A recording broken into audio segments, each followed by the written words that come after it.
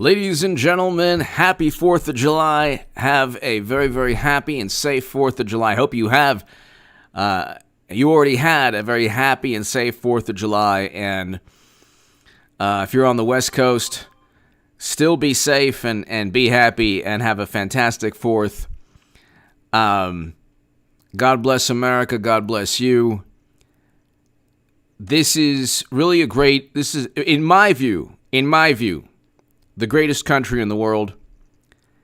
And like any country in the world, there's not one nation or country or state in the world that doesn't have horrific chapters or, a terrible part of their past. But the one thing about this country that is so great is that the opportunities that exist for all people in the United States of America, which is why the entire world, people risk their lives and have done so for hundreds of years to get here. The opportunity that exists in this country for everyone is greater than any country in the entire planet. So, we can go on. In my view, this is the greatest country in the world, but see, that doesn't mean that you don't remember history. That doesn't mean that you don't learn about the less than stellar or dark chapters or negative moments in history. You learn about these moments in time so you don't repeat them. And then the more you know about the country, the more you learn about the country, the more you realize that in many ways we're unique. I'll just leave it with the opportunities that we have as a country that in most other places of the world, if not every place of the world, can't really compete with the United States in terms of the opportunities this country gives all people to succeed. Eric H526. Hello, HA and everyone. Happy Independence Day. Thank you. Eric H526. Thank you. So, I can get into it. I'm trying to kind of just be, I can get really into it. Why we're the greatest country in the world. But record job gain of 4.8 million in June smashes expectations. Unemployment rate falls to 11.1%. Eric H526, thank you to my super chat. Thank you, Luke St. Martin, Eric H526, the two best moderators. These are the two best moderators in all of YouTube, ladies and gentlemen. There is nobody close. These are the two best moderators in all of YouTube. The chat in my live streams always runs smoothly. The chat, there is never a problem. There is never a problem on my live streams because of two men, Eric H526 and Luke St. Martin, the two best moderators, and they're awesome. Record job gains of $4.8 million in June smashes expectations. Unemployment rate falls to 11.1%. So you have a pandemic that's tanked the economy, and yet still we're looking at a V-shaped recovery. That is important. That is important, ladies and gentlemen.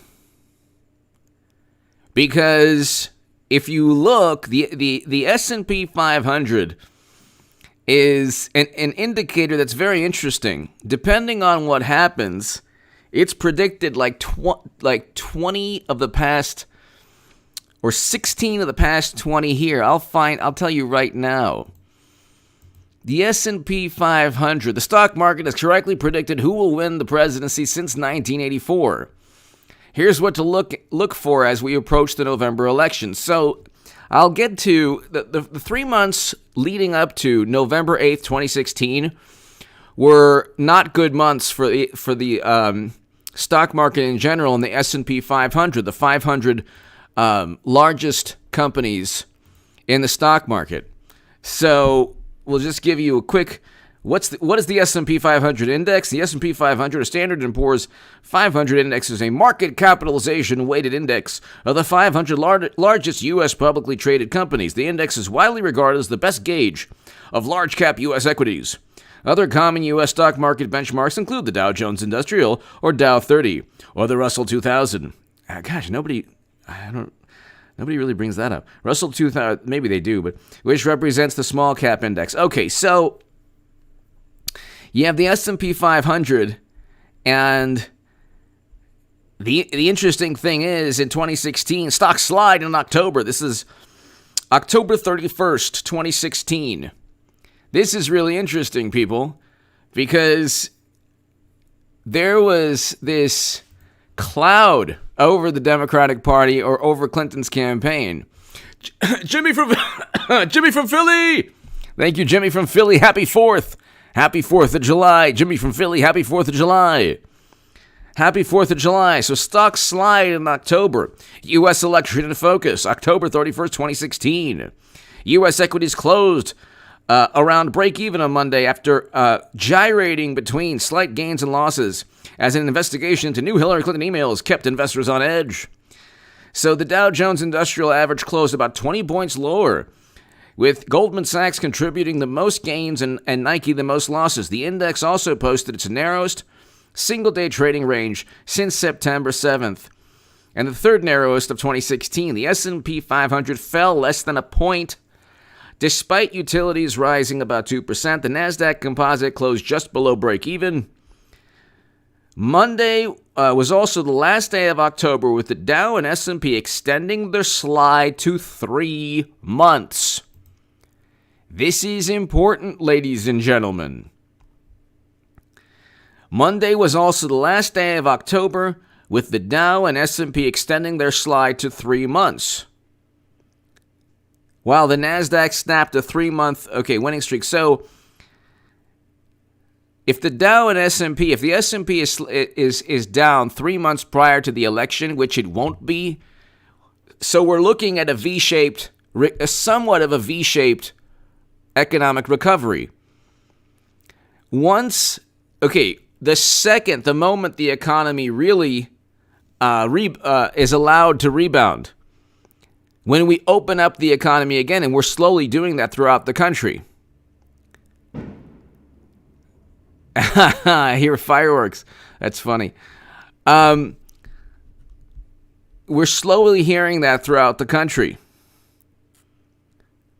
Or the economy is slowly opening up throughout the country. You had more job. You had job numbers that beat expectations. The unemployment rate fell from 13 to 11.1%. The estimate was 12.4%. 4.8 million jobs in June. I stated a couple months back, I said, if you, heaven forbid, were laid off or let go from work, call back your employer. Call back your employer, because people are going to rehire employees once the economy is opened up again. And slowly but surely, the entire country is opening up. Now you have, oh my God, this state, that state's closing down, and taking a moment, having to close down because of cases. But generally, you have the economy generally opened up throughout the country. That points to a V-shaped recovery. That points to the S&P and the Dow doing a lot better than they did 3 months prior to 2016. So in addition to the fact, it's not that the stock market, I'm not saying that the stock market is the only thing that's predicting President Trump a Trump victory. I've been predicting President Trump winning since February of 2017. And actually, the second he won, I said, if Democrats don't change, I was still on the left, I said President Trump's going to go 8 years. So he's going to defeat Hillary Clinton again. It's not going to be Biden. That's absurd. I will have made the biggest political call of all time. Regardless, I'll still make a great political call because he's going to win. Everyone is saying that he's going to lose. President Trump has the enthusiasm. He has the money. He's outraised Biden. He has more money total than Biden. Biden isn't even going to be nominee, but Clinton won't outspend Trump 2-1. You're not going to have Gary Johnson with 4.5 million votes taken from Trump because those libertarian voters are not voting Democrat, okay? You have a greater percentage of Green Party voters that might vote Republican or might sit it out than, or might vote for President Trump, I should say, not Republican. But you have a greater percentage of Green Party voters that'll probably vote for Trump or just sit it out altogether than libertarians who will say, you know what, the heck with this. I'm just going to allow a Democrat to win. So that's 4.5. I mean, the Libertarian Party had an actual presence in 2016. There's no presence at all now. They have like no pull, no presence at all. So here, Wall Street quietly begins warning about a Biden presidency. Now the left might say, oh, well, you know, Trump is about big money and the oligarchy and Trump is about big money and the oligarchy and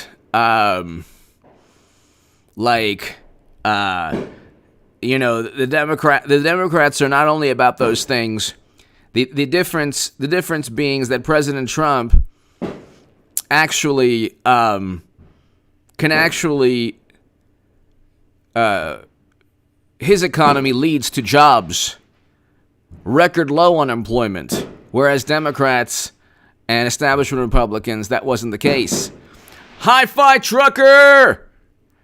I travel all over this land. I have yet to see a Biden 2020 sign. Hi-Fi Trucker. Exactly. Great point. Great point, Hi-Fi Trucker. Great point.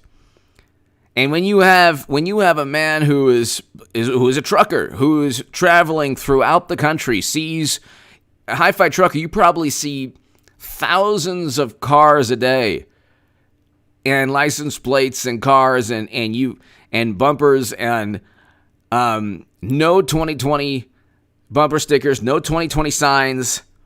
Hi-Fi Trucker, thank you. That's a huge, huge thing. Old school dad, man. Space Force flyover next year. Happy 4th. Exactly.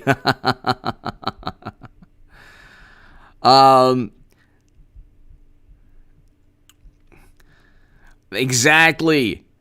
Old school dad, man. Thank you. Hi-Fi Trucker. Thank you. So that's a huge thing.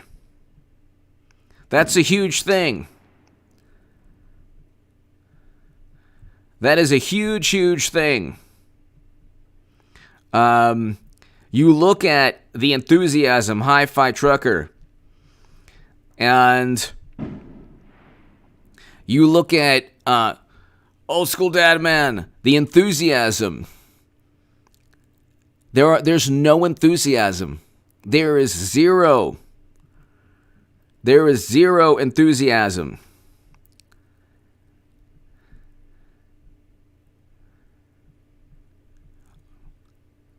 There is zero enthusiasm. I'm reading this right now. If you look at, this is just one example. This is just one example of how President Trump is going to, one reason President Trump is going to win again. When you look at what media is doing, everything is Trump's fault. Any good economic numbers is they completely disregard. So did you hear about the job numbers? Did you hear about the job numbers? No, you didn't.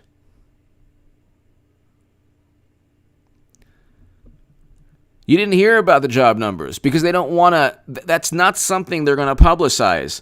They're going to keep using words like divisive. They're going to keep using words like, so Old School Dad Man, thank you. Hi-Fi Trucker, thank you. So Wall Street quietly begins warning about a Biden presidency. With Joe Biden surging in the polls, Wall Street executives are preparing for a potential scenario where he becomes president. So he would do away with the tax cuts, which did help GDP, which did help lead to record low unemployment. They weren't even happy when there was record low unemployment. You had AOC saying, oh yeah, people are working 2 jobs. Like, okay, yeah, and?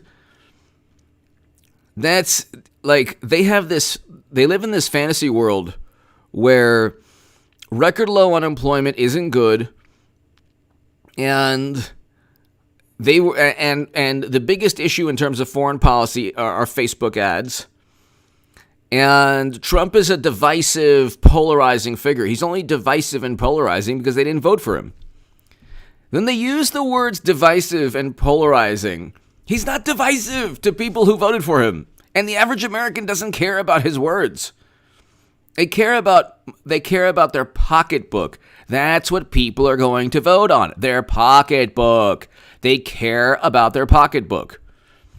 They don't care about whether Trump offended the resistance crowd on Twitter. That's not what they care about. That is not important to them. By the way, I have a very important segment on H.A. Goodman's other channel. So check that out. Subscribe to that channel. We're growing. We're on our way to 16,000 subs. Let's get to 20,000 subs on H.A. Goodman's other channel. I'll give you the link right here. But you got to understand, ladies and gentlemen, when people say, oh, well, you better hope that Clinton becomes nominee or else you're going to look really bad. Like, no, I won't. If Clinton's not the nominee, President Trump cruises to a victory. So how does that only helps me? Hi-Fi Trucker, thank you. Old School Dad Man, thank you. Thank you, Eric H526, thank you. So they would get completely decimated, obliterated. There's no chance that Biden can win. And I'm telling you this not just because the stock market is afraid of Biden, because that's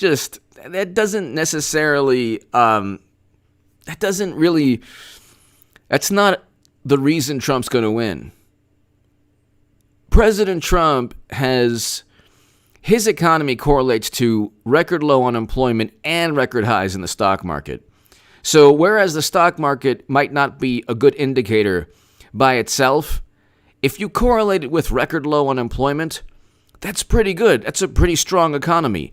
And then when a pandemic happens and, it's not President Trump, it wasn't his fault that a pandemic took place. So nobody's blaming President Trump for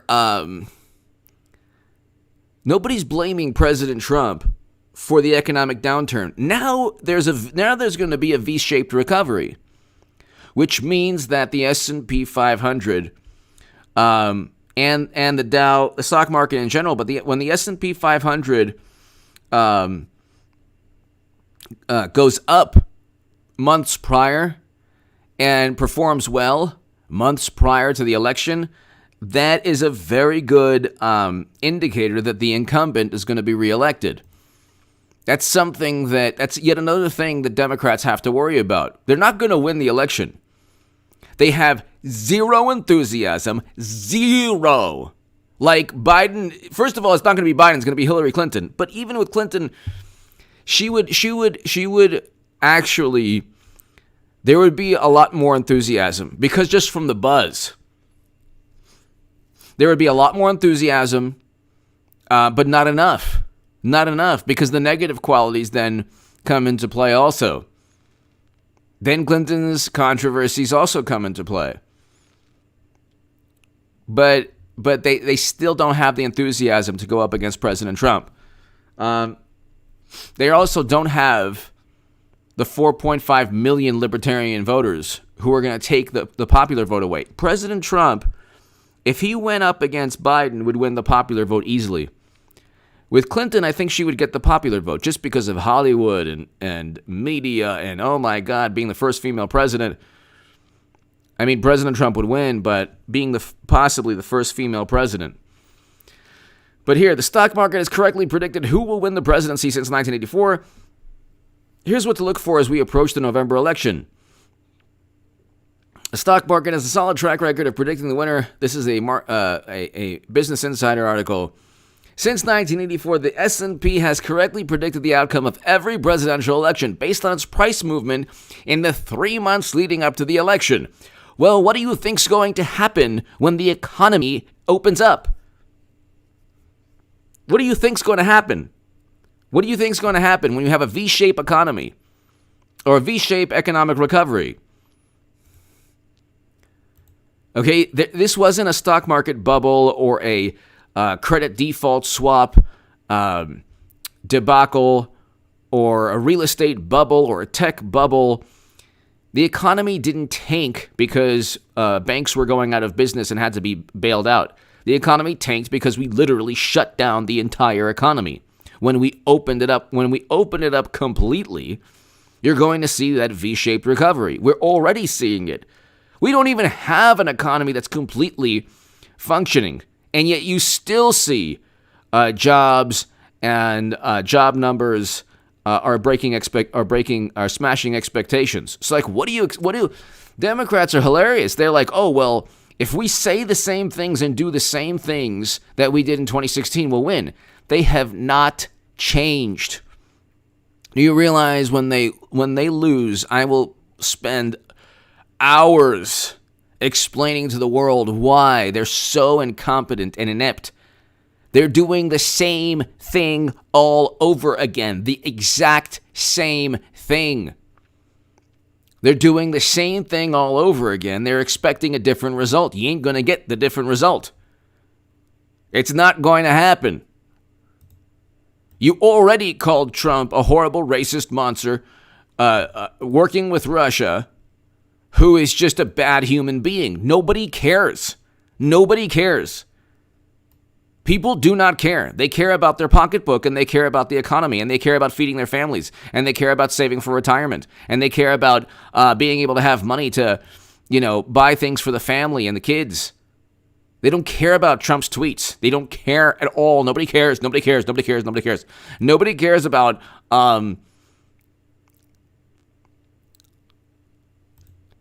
nobody cares also about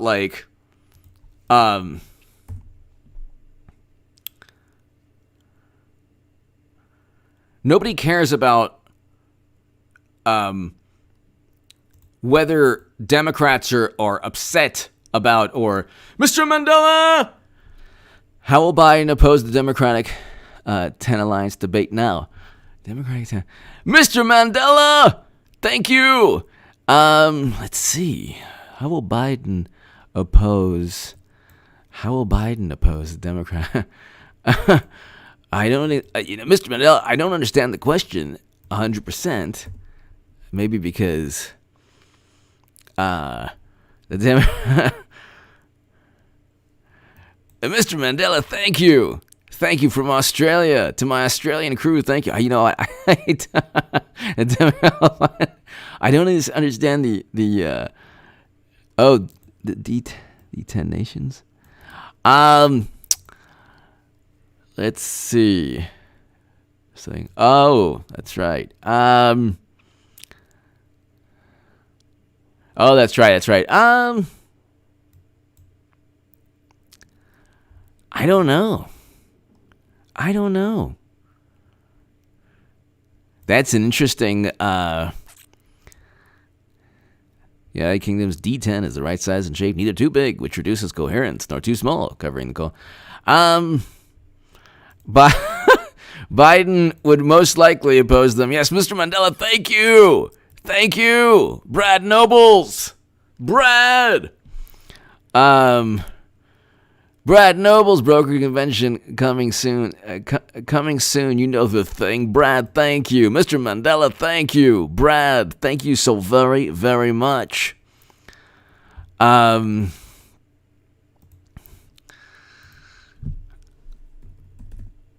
Let's see.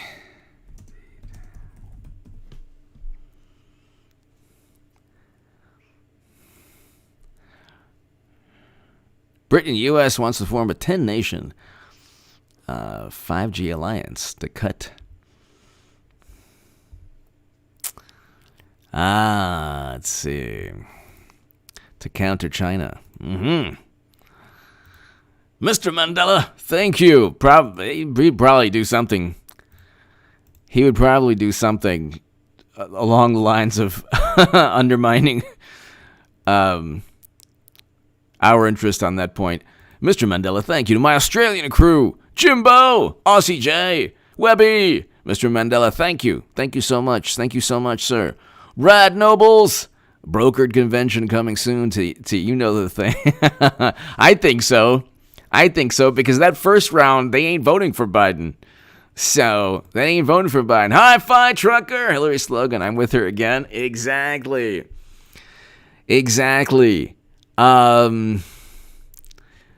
Mandela, Brad, thank you so much. Brad Nobles, Hi-fi trucker, I'm with her again. Thank you, Mr. Mandela. Greatly appreciated, sir. Thank you. And to my Australian crew, thank you so very much. To my viewers in Canada, the UK, and Australia, I am so happy that I have viewers around the world and in those countries. Thank you so very, very much. And throughout the world, Nepal, and Hong Kong. I thank everybody for watching. Hi-fi trucker. You know what? It'll be like something like Anyone But Trump or the soul of our nation. This is the thing. This is what they're trying to hi-fi trucker. They keep on talking about the soul of the nation, which is really funny. Like, why would you talk about anything spiritual or theological when it comes to Democrats? You know, like,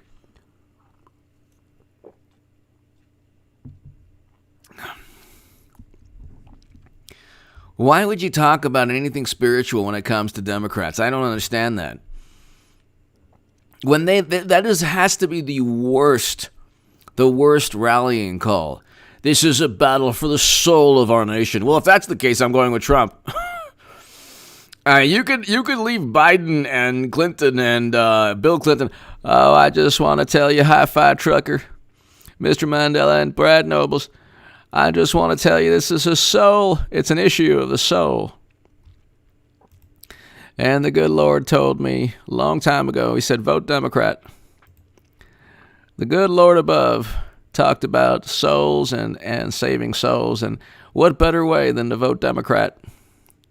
To just save your soul. Because, you don't want social media to be upset with you. Brad, thank you. Mr. Mandela, thank you. Hi-Fi Trucker, thank you. Valerie. Time to put on the full armor of God. Valerie, hello.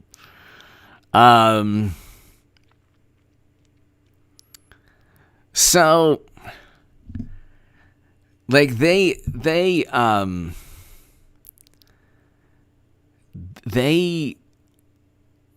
Hi-Fi Trucker, they're talking about, this is a battle for the soul of the nation. The soul of the nation. The soul of the country. Why would I care? Like, the Democratic Party cheats Bernie Sanders, and then they say Trump is the demagogue. Like, Trump didn't blame another country for his losses. Tell me a country that Trump blamed. He never blamed another country for his losses. He never blamed another country for his losses. He never said, oh, well, you know what? He doesn't, like, all you've heard, you couldn't, look, everything is for Clinton 2020 in some way, shape, or form. We did not hear about Trump Russia for 3+ years because of Biden. It's not a coincidence. That's not national security, by the way, also. That's not national security, by the way.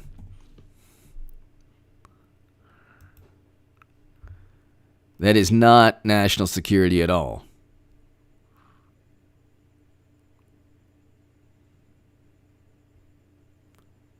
So,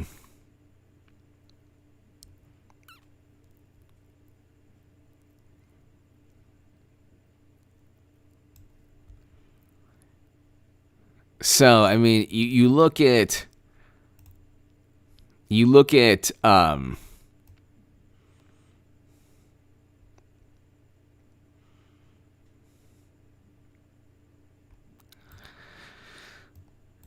you look, ladies and gentlemen, at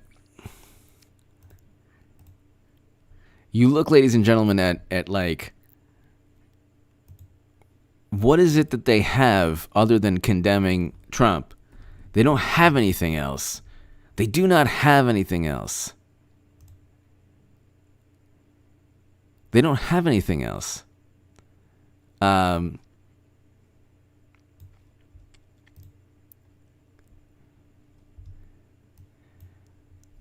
They misquote him. The quotes that they attribute to him take on a life of their own. He never worked with Russia. The suspicion is that they legitimize investigations based purely on suspicion. They impeached him based purely on suspicion. They didn't have any direct evidence he withheld military assistance to go after Biden. When the smartest people in the room lose again, there's going to be a paradigm change. First, they're going to realize deep inside that they're not the smartest people in the room. So they'll eventually realize that. It'll take a while. But then the media and intelligence chiefs are going to gravitate towards where they see the political influence. They're not going to, like, the Democratic Party, the influence and the political power and prestige, everything about it is not. It's predicated upon the assumption that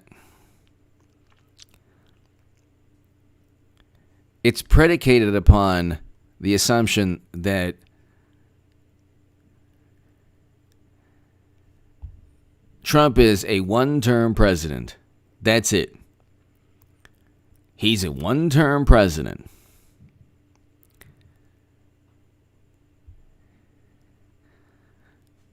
And so,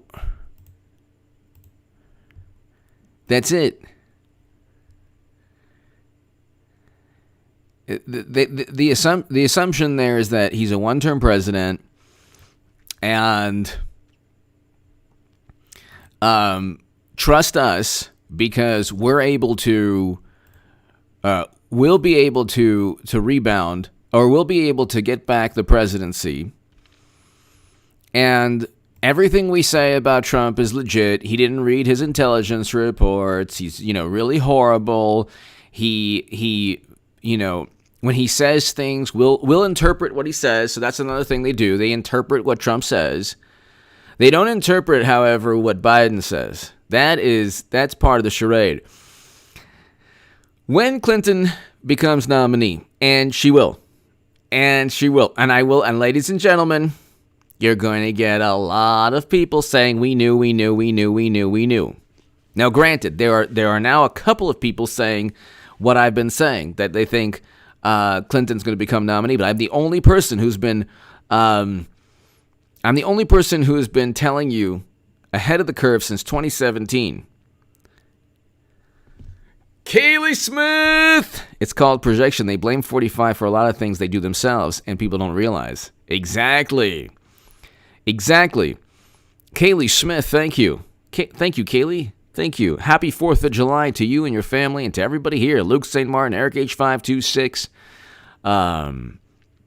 Ike Carolon, everybody. Happy 4th of July, old school dad man. Valerie, everybody here. But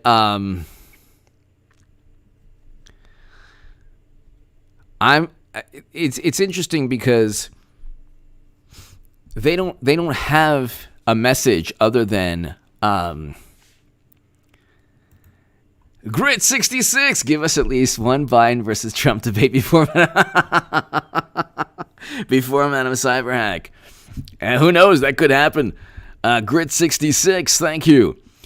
That would be. They would try so desperately to say that Biden won. But the the average person would be like, no. The average person was saying that that Trump was winning debates. I mean, the internet always gravitated first towards Bernie, then towards Trump. But Clinton had all the, CNN poll, Washington Post poll, and so, all the pundits and the smartest people in the room said, Clinton won that debate. It would be the most lopsided victory, because you have somebody. What is Biden going to say? What on earth is he going to say? Like, all President Trump has to bring up is how New York was run. And, all he has to bring up in terms of the pandemic are the 5 Democratic-run states, 4 to 5, that account for over half of the lives lost. And then if you try to say, if he tries to say Trump is divisive and look what he did, his response to the protests, President Trump would then explain, I have no problem with peaceful protests. There you go. The problem is that nobody listens to, nobody is given, the average American is not given an actual quote from President Trump. Very rarely do you hear on the news actual quotes from Trump. It's always, Trump said this, and he meant this, and he meant that, and you never really get the full context. Mr. Mandela! Thank you again. Grit66, great point. Grit66, thank you. And I'm on throwing 458. I'm not making a joke about Biden and Celebrity Jeopardy, but because it would be piling on. And Mr. Mandela, thank you again, sir. Thank you very much. I remember, H.A., you must be tired of repeating yourself. Keep it up, buddy. Thank you, Mr. Mandela. Thank you so very, very much. Thank you. To my viewers in Australia, my God, it's so great. It's so great to have, it's wonderful to have viewers around the world, and it just feels great. It feels great. That's something that YouTube offers that you can't duplicate that on any message board platform, because there's something about video that always resonates. And I'm on 31458. Thank you. It's Trump's to lose. Only you can stop. Okay, old school dad man. Yes. Old school dad man. Thank you. Old school dad man. Thank you. And I'm on 31458. Thank you. Mr. Mandela, thank you so very, very, very much. Thank you so very, very, very much for watching. Old school dad man, thank you. And Animon 31458, thank you so very, very, very, very much. Let's type in Joe Biden.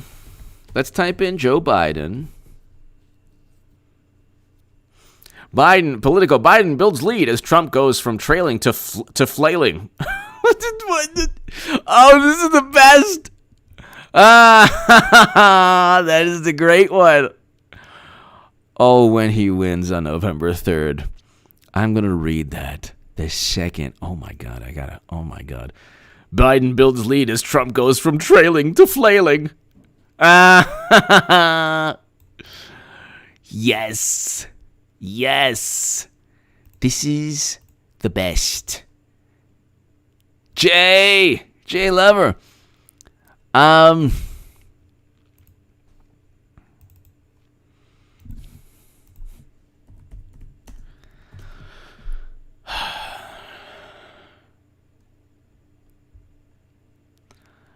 I don't know. I don't know if Kanye's going to run.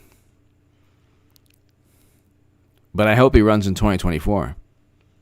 I hope he runs as a Republican. That would be, oh my God, that would be the end, officially, the Democratic Party. And I think he could win, too. Easily.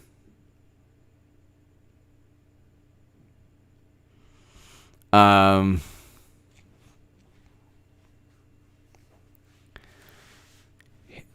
am running for president of the United States 2020 vision. He didn't say in 2020. It could be 2024.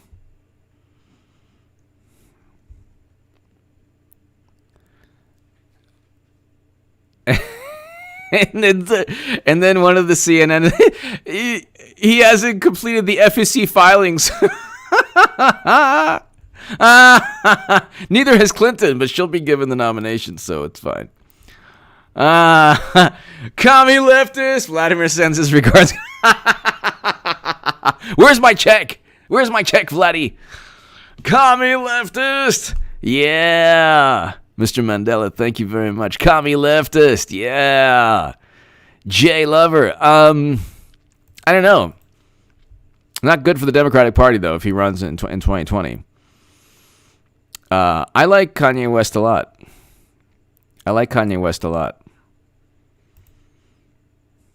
I'm telling you, I think he could win the presidency, but the Democrats would stop him. But the Republicans, I think he could.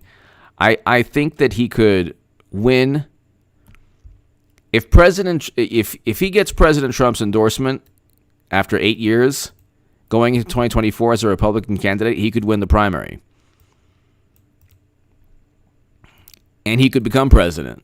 But I know people might think I'm nuts, but I'm telling you, because Democrats would never allow Kanye West, never, because Kanye West probably has the same foreign policy vision as President Trump, a lot of things.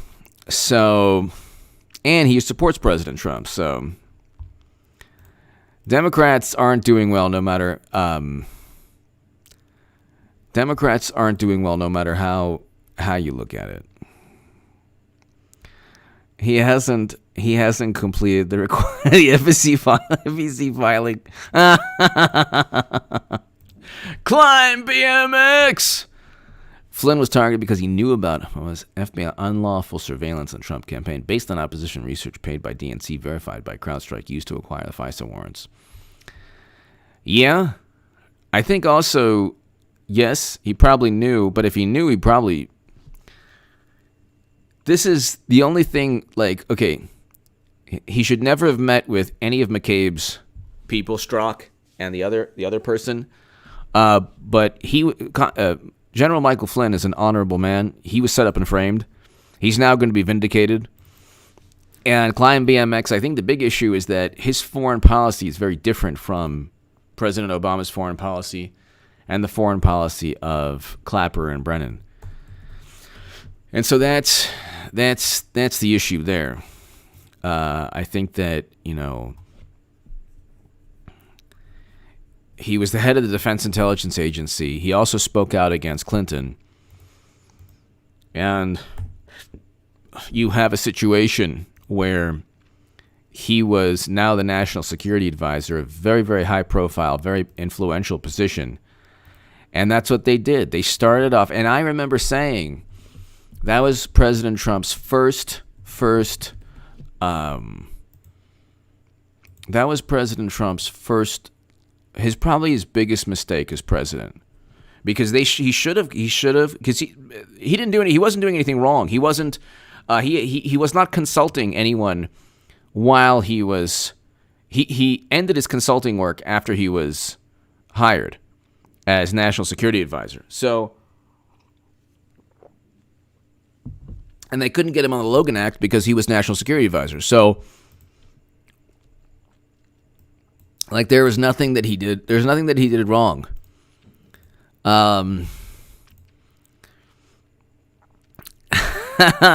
Ice 2028. Hello, Hunter's Moon X. Hello. Climb BMX, Mr. Mandela. Thank you. I think that you start looking at the Democratic Party. Who do they have in 2024? They should have already had a candidate. Biden is not going to be nominee, so that's absurd. That's nuts. He's not going to be nominee. Why? Because he defeated Bernie. Mitchell Smith. Haven't seen or heard this much. In this glorious day in a long time. Old school fourth. Nice. Old school fourth. Trump 2020. Mitchell Smith. That's right. Mitchell Smith. Thank you. Um,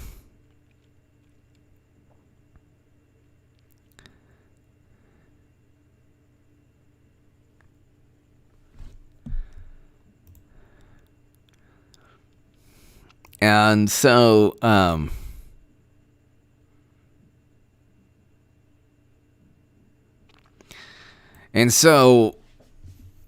Mitchell Smith, thank you. Happy 4th of July to you and your family. Mitchell Smith, thank you. Biden builds lead as Trump goes from trailing to flailing. He's flailing. Oh, the orange monster. He's getting his orange spray tan all over people. Really, Trump? I mean, really? All this orange goop stuff? Oh, no. He's flailing. He was trailing, and now he's flailing. Oh. They are in for Spider Bit Below. Oh, my God. They are in for... Let me tell you something. I would trust Kanye West with the keys to the entire government over any Democrat. Any Democrat. The Democratic Party is going to implode when they lose again. Do you realize they obsess over President Trump? They obsess over his every word. They wait for his. There are people like on Twitter. They wait for his every word. His every word.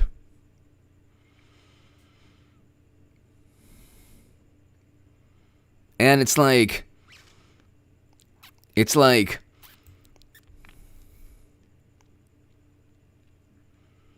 they wait for they obsess and they wait for his just every word. And I'm telling you, it's like, honey, not tonight. I have a headache. I'm thinking of Trump again for 4 years. For 4 years. Wait, it's 4 more years. It's not my fault. This is what's going to happen with many, like thousands of Democratic good liberals. The good liberals. So, honey, Trump, your favorite candidate, won. What, honey? I voted Clinton. What are you talking about? Don't start with me. I didn't. This is not my. Don't start with me now. You said that Clinton wasn't your first choice. Well, I was thinking that it was going to be Biden. How was I supposed to know he was going to streak down Pennsylvania Avenue naked and then jump into the reflecting pool without any clothes on? What are you trying to say? You said a negative thing about Hillary, and that's why she lost. So you can kiss this marriage. Goodbye! That's exactly what's going to happen. Do you understand? That's exactly what's going to happen. It's going to be amazing.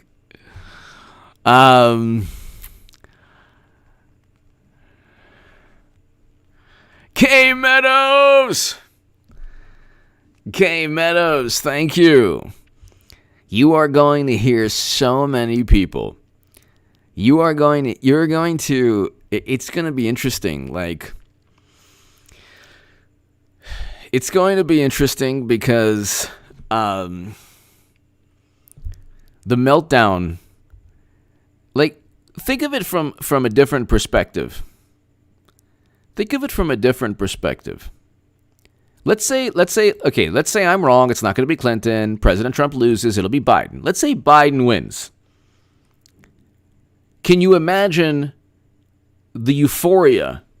No, what euphoria? They don't even want Biden. The polls are trying to create reality. They're trying to fabricate public opinion. They're not trying to reflect public opinion. These are public relations ploys. Where would the happiness or euphoria be? Like, where would the euphoria be? I mean, what would the euphoria or what would the celebration be about? Yay, we nominated somebody who wrote the crime bill. Yay! We nominated somebody who voted alongside Bush, Cheney, and Rumsfeld. Yay! It's the centennial of the 19th Amendment. And we picked somebody who was accused of, by Tara Reid, of horrendous crimes. Yay! We picked somebody who would veto Medicare for all. What's the euphoria? With President Trump, it's yes! We're bringing home Americans. First president to sign a deal to get us out of never-ending conflict in regions of the world we've been in for 20 years. Yes, we get a president who now is going after corrupt intelligence officials who not only tried to interfere in the election, but set him up and frame him and everyone around him. Okay, yes, you have a president who now can pick yet another Supreme Court justice to protect the Second Amendment and First Amendment from people like Democrats who want to erase them. Yes, we can now keep our Constitution the way it was written, including the Electoral College, and preventing Democrats from packing the courts and erasing and doing away with the Electoral College. So, Chris McNeely, Chris, I think a lot of that. I think a lot of that will be after the election. So I don't know who, but the Durham probe continues. President Trump wins. The Durham probe continues. William Barr continues to investigate, all the people who set up and framed President Trump. So Chris, that would happen after the election, after Trump wins. Chris, thank you. Bucolic Buffalo, happy 4th of July will be. I think so. I believe that would be every year.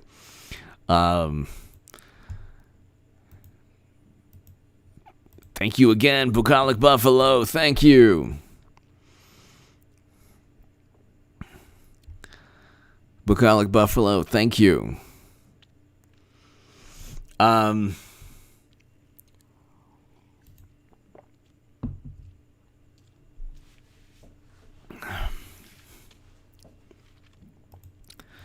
Bucolic Buffalo, thank you so very, very much.